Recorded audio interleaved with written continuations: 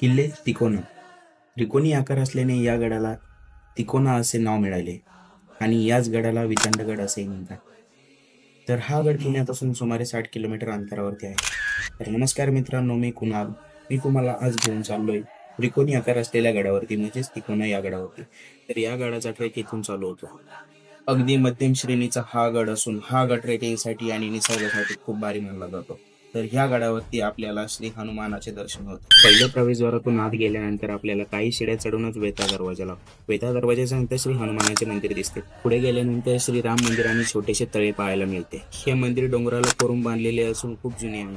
त्यानंतर थोड्याशा खडकाळ पायऱ्या चढून आपल्याला पुढे गेल्यानंतर चुन्याचा गाणा दिसतो. मग नंतर 100 पायऱ्या चढून आपल्याला एक मस्त व्ह्यू आणि पाण्याची टाकी व लेणी दिसते. पूर्वी याच लेणीचा उपयोग गोदाम म्हणून केला जायचा. नंतर आपल्याला वरती श्री वितंडेश्वर महादेव मंदिर पाहायला मिळते. आता आपल्या महाराजांचा गड आणि मंदिर नाही असे कधी होईल का? तर मित्रांनो, तुम्ही पण नक्की या किल्ले तिकोना.